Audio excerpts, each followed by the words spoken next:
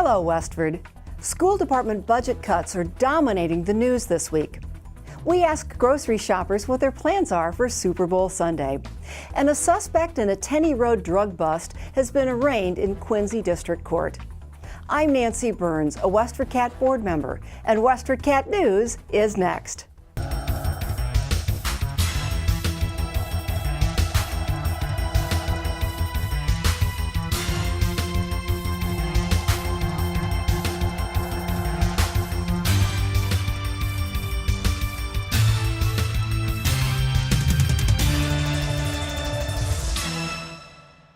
Before we get started, I'd like to remind you to subscribe to our free daily publication with all the latest Westford news delivered to your inbox.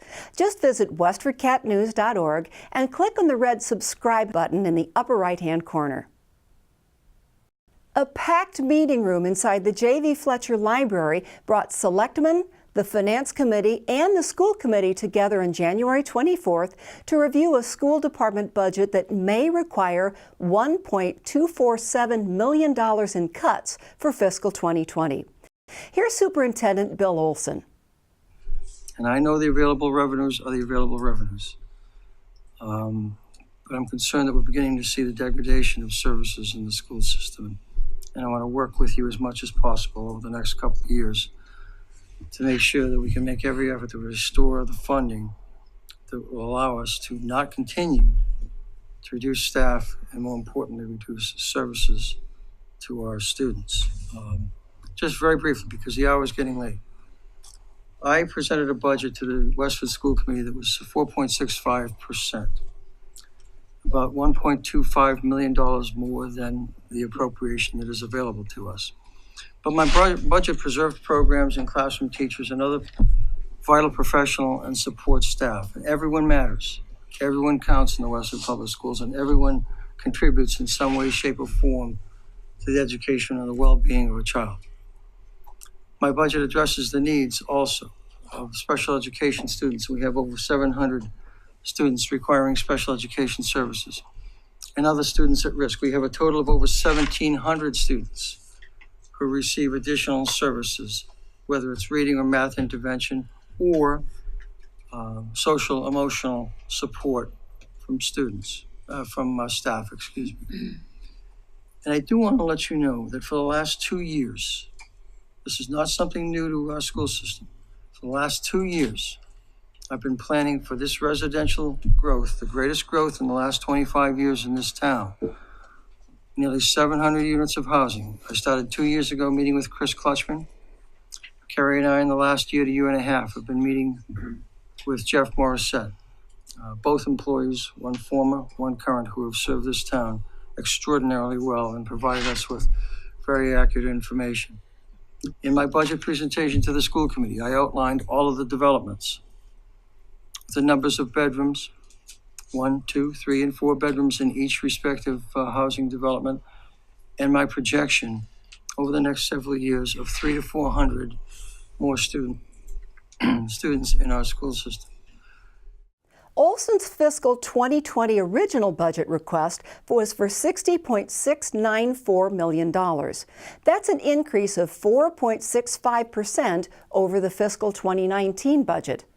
Town Manager Jody Ross's original budgetary recommendation was for $59.447 million. That 2.5% increase over the previous fiscal year includes 1/3 of a $1.6 million tax hike approved in 2017 to boost the teachers' salaries by 6% over 3 years. And the budget discussion continued on January 28th in a regular school committee meeting. Superintendent Bill Olson said he would stay with his fiscal 2020 proposed reductions. Here's Olson. As we ended the last meeting with the Finance Committee and the Board of Selectmen and the Town Manager, I believe that we were able to obtain enough money from additional revenues from new developments to fund the 6 reading interventionists that we had in the Tier 3. Mm-hmm. Given that, I mean, that would certainly be my recommendation to you, that we do in fact use the money to fund those reading interventionists. Now here's where it becomes difficult with the rest of the reductions in terms of the Tier 1 and Tier 2, because I know that there are lots of parents or lots of staff who are concerned about programs, concerned about jobs, concerned about services to children. And I understand that. I understand that completely. Been through a lot of budget cycles. But my recommendation to you tonight is that we stand pat with where we are with what the leadership team has recommended. We spent a lot of hours, we spent a lot of meetings talking about our core responsibilities in terms of core classroom teachers and working out in terms of support services, how all the pieces fit together, how the various programs interact with each other in the school system. And we did come up with some very difficult reductions. The school committee has yet to vote on the proposed cuts. Director of School Finance Kathy Auth stated in an email that the budget is still being discussed by members of the school committee, the finance committee, the board of selectmen, and the town manager. WestfordCAT will bring you updates as the story develops. To watch the entire school committee meeting, visit WestfordCAT.org. WestfordCAT's Patty Stocker and Nick Woodbury wanted to know where folks will be watching the Super Bowl on Sunday, February 3rd. Here's what they found out. We're going to eat a lot of Jubilee roll. I just got 4 of them, a pizza, and probably wings. And what are your predictions? Patriots 30, Rams 20. We always go to my brother-in-law and my sister-in-law's for the Super Bowl. Looking forward to it. What are your thoughts? I think Patriots all the way. I'm going to say Patriots by 10. I am hosting a Super Bowl party at my house. I live in Tingsboro. There'll probably about 30 people there, and my girlfriend's sleeping over. What are your predictions? Oh, the Patriots are going to win, and handsomely. I'm getting together with the family. We do it every year. We love the Super Bowl. We love the Pats. And I think we're going to just crush them. Yeah. I feel really good about it. The Rams are fine, but we're talking about the GOAT. So he's going for number 6, and I'm just happy to ride along and see it do it. We're getting ready together with some friends, and we are going to party. Go Pats! Patriots! Woohoo! Guys, thank you. This is New England Patriots quarterback Tom Brady's 9th trip to the Super Bowl, where he's won 5 Super Bowl championships. And now for our feature of the week. Life's path can be winding and unpredictable. That was the message coming from the presentations on January 29th called Success Stories. The program was organized by a group of Westford parents who formed a Challenge Success Committee. Challenge Success raises awareness of the many pathways students can take towards success and encourages them to let go of some of the high school pressures with which they overburden themselves. Watch the entire presentation at WestfordCAT.org. The house at 75 Tenney Road was one of 4 sites involved in a major drug bust on January 23rd. Braintree police discovered marijuana production operations at a home in Braintree, 2 homes in Quincy, and 1 in Westford. Police used search warrants to gain entrance and arrested 3 individuals on trafficking charges. Police named only one of those individuals, Shu-Fen Wang, age 30, of Boston. Wang was arraigned in Quincy District Court on January 24th and was held at the Dedham House of Correction on $10,000 bail. Wang's attorney, John Christopher Rapone, did not return a call seeking comment. The search revealed growing marijuana plants, enough to meet the trafficking weight threshold of state drug laws, according to police. A notice posted by Braintree Police stated that unregulated growing operations presented safety hazards because dangerous chemicals and faulty wiring are often used inside the unoccupied house. Ace, a terrier pit bull mix, is looking for a loving home. Here's WestfordCAT's production coordinator, Patty Stocker, with more. Founded in 1873 with the mission of preventing cruelty, the Lowell Humane Society is one of the oldest humane organizations in the state of Massachusetts. I stopped by recently where shelter volunteer Roger Logeman introduced me to Ace. This is Ace.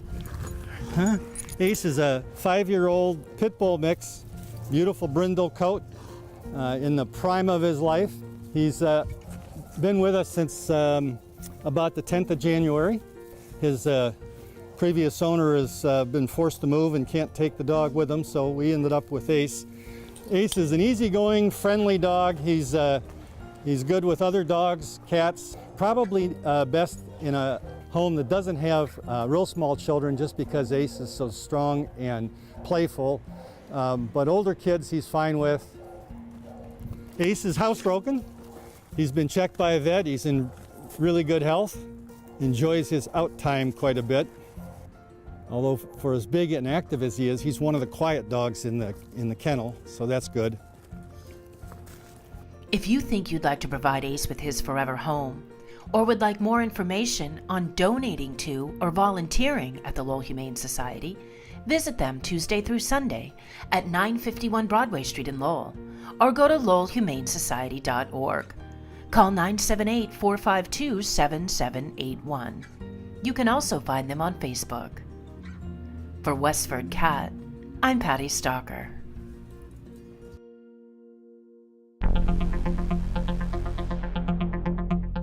The temperature roller coaster ride continues with single digits in one day and mid-30s in the next. Let's see what weather.com is forecasting.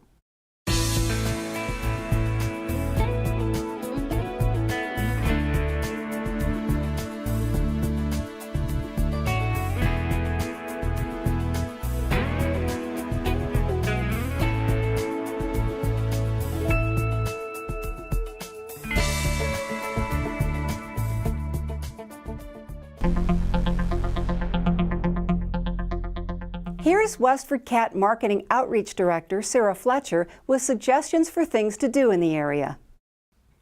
Thanks, Nancy.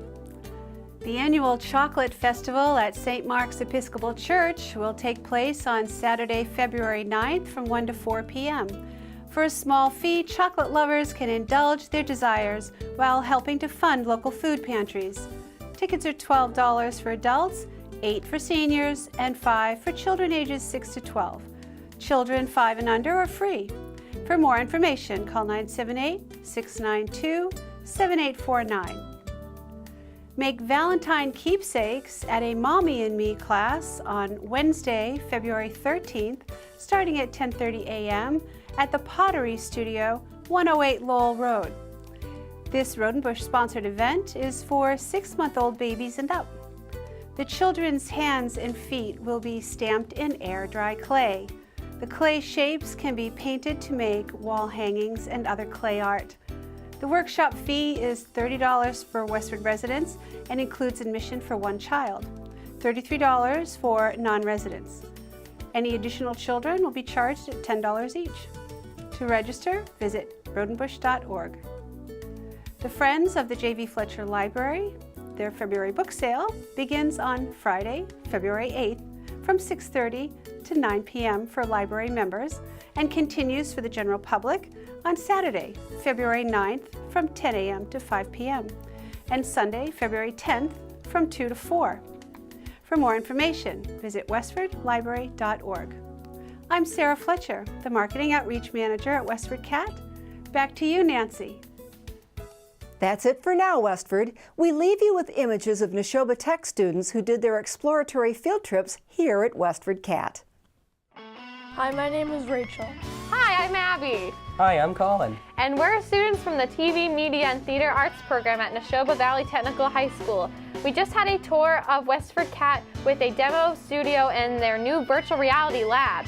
And you should too. We just had a tour of Westford Community Access Television.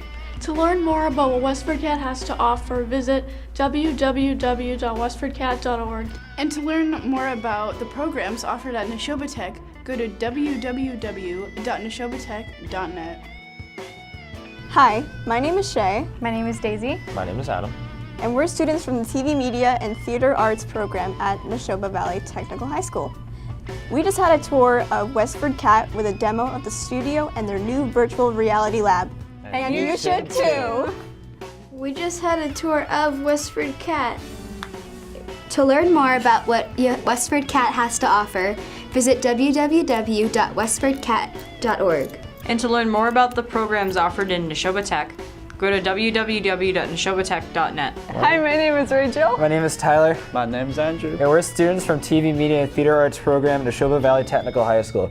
We just had a tour of WestfordCAT with a demo of the studio and their new virtual reality lab. We love this tour and we think you should take it too. Hello, we're from Neshoba Valley Technical High School and we just had a tour of WestfordCAT. And you should too!